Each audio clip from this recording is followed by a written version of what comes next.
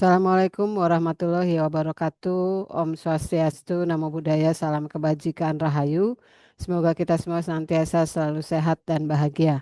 Izin kami dari tim Ekspedisi Patriot akan menyampaikan desain pengembangan komoditas tanaman pangan lokal di kawasan transmigrasi Pawonsari, Kabupaten Bualemo, Gorontalo oleh kami, tim yaitu saya, Rosa Yuspiandayani, kemudian Farel Yomifin Hendayana SPI, Muhammad Adnan Maulana Mursad SPI, Mindi Agustina, dan Intan Latifah.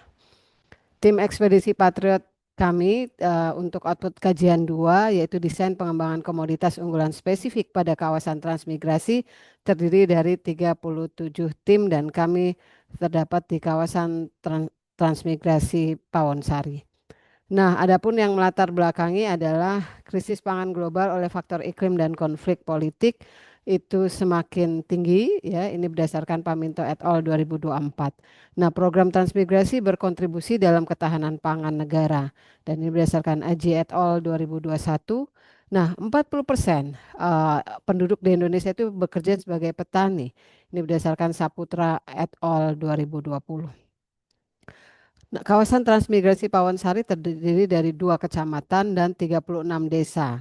Ya, yaitu terdiri dari 36.529,53 hektar dan penduduk 56.851 jiwa.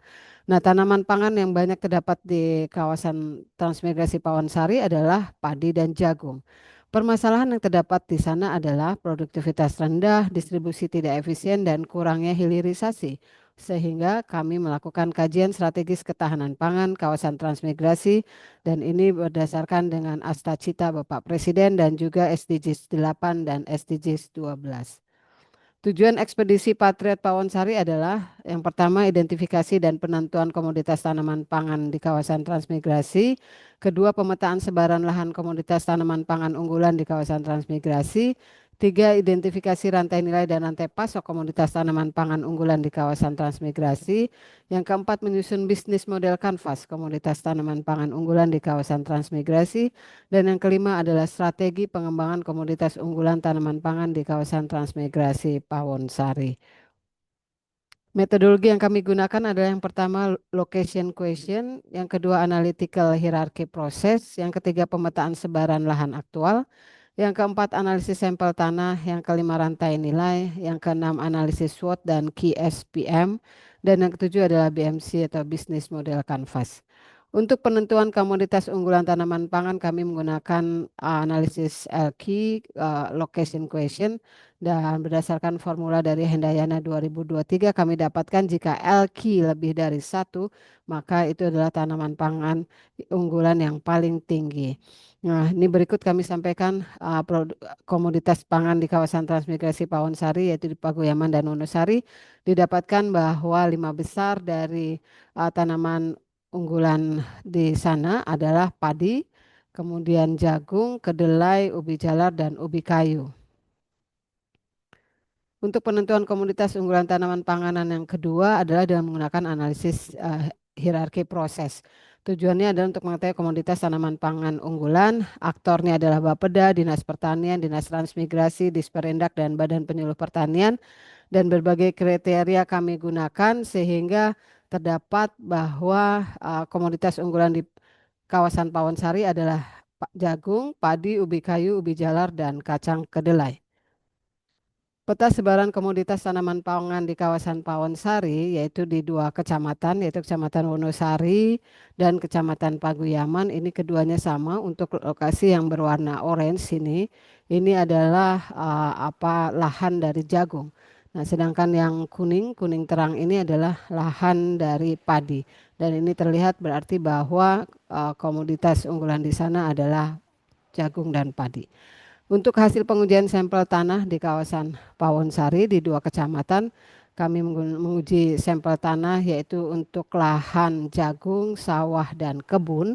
Begitu dan ini memang keduanya masih taraf subur keduanya dan tetapi perlu dilakukan perbaikan lahan sebelum penebaran dari tanaman. Jadi perlu dilakukan disebar dolomit, dan kompos untuk per kilogram per hektar disesuaikan dengan lahan jagung, lahan sawah, atau lahan kebun untuk di dua kecamatan yang berbeda.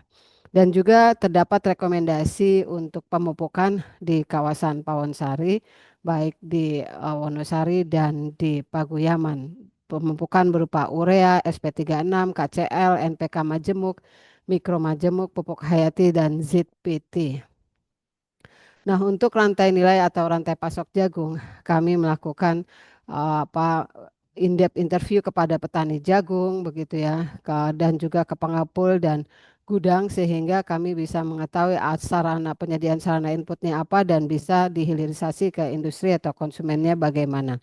Dan kami melakukan dua saluran. Yang pertama saluran satu di mana petani itu langsung memberikan hasil panennya kepada pengepul. Dan ini terlihat bahwa margin yang didapatkan oleh petani itu adalah 718. Ya, sedangkan untuk saluran dua ini kami melakukan perhitungan bahwa petani langsung memberikan hasil panennya ke perusahaan dan marginnya itu adalah 908. Ini lebih besar sekitar 215 rupiah begitu ya. Nah, ini yang diperlukan adalah memang petani itu diharapkan langsung menjual hasil panennya itu adalah ke perusahaan.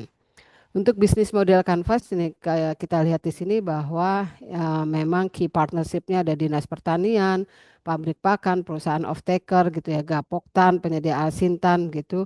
Dan untuk bisa sampai ke revenue streamnya itu bahwa penjualan jagung pipilan kering itu berkualitas industri sangat diharapkan, jasa pengeringan jagung, jasa penyimpanan dan penyewaan gudang gitu, penjualan limbah olahan dan lainnya.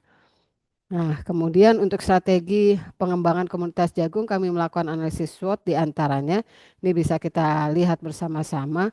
Untuk strategi weakness dan opportunity misalnya adalah peningkatan akses modal dan pembiayaan melalui kemitraan kredit usaha rakyat, klaster kelompok tani. Untuk strategi weakness dan threat itu penanaman jagung dengan menggunakan sistem terasering dan agroforestry. Nah, untuk strategi dengan menggunakan analisis QSPM, ini kami mendapatkan 14 strategi, di antaranya adalah yang tertinggi untuk pembangunan fasilitas dryer, gudang jagung, dan industri pakan ternak di kawasan transmigrasi Pawonsari. Mengingat jagung itu produksinya sangat tinggi dan bisa untuk menjadi, ini adalah jagung hibrida yang bisa merupakan sumber dari pembuatan pakan ternak. Nah, rekomendasi strategisnya adalah untuk pemerintah pusat pembangunan fasilitas gudang silo dan dryer di kawasan Pawonsari, pembuatan pabrik pakan ternak dari jagung hibrida, penyaluran distribusi bibit penggemukan sapi di kawasan Pawonsari.